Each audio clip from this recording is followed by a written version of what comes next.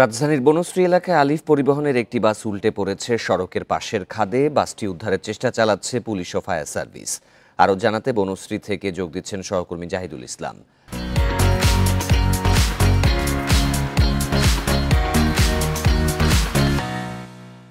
জাহিদুল, উদ্ধার তৎপরতার সর্বশেষ তথ্য জানাবেন।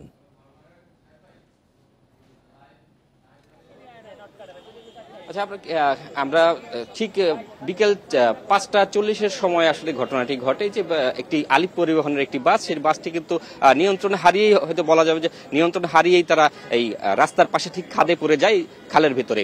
এখন আমরা যখন এখানে পৌঁছানোর পরে কিন্তু আমরা আসলে কোনো যাত্রী এখানে পাইনি, এবং ফায়ার সার্ভিস যারা এখানে কাজ করতে এসেছেন তারাও কিন্তু জানিয়েছেন যে তারা এখানে আসার পর থেকে এখানে কোনো যাত্রী তারা দেখতে পাননি, কিন্তু তারা এই বাসটি উদ্ধারের জন্য কাজ করবেন সেই লক্ষ্যে তারা এখানে এসেছেন। তবে এখন পর্যন্ত তারা আসলে ভিতরে কোনো কাজ করার সুযোগ পাননি। এবং একটু দেখাতে চাই যে বাসটি যেই ভেতরের দিকে যেভাবে দেখতে পাচ্ছেন, একদম খালের ভেতরেই কিন্তু উল্টে আছে সম্পূর্ণ, এবং বাসটির ভেতরে আপাতত কোনো যাত্রী নেই, এবং বাসটি এখন পর্যন্ত কতজন আহত হয়েছেন বা বাসে কতগুলো যাত্রী ছিলেন সেটি কিন্তু আমরা আসলে জানতে পারিনি।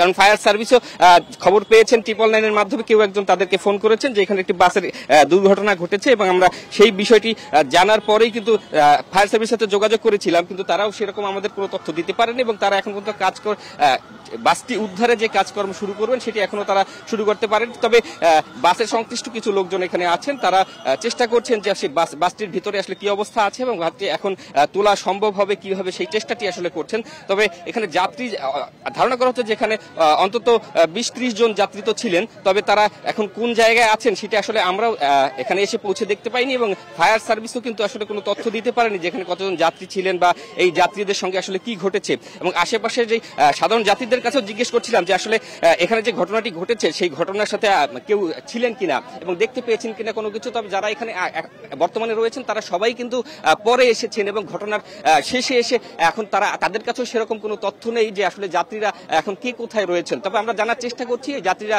এখন যাত্রীদের কি অবস্থা রয়েছে এবং তারা কোথায় রয়েছেন। আপনি এই বিষয়ে তথ্য সংগ্রহ করতে থাকবেন, পরবর্তীতে আবার আমরা আপনার সাথে যুক্ত হব।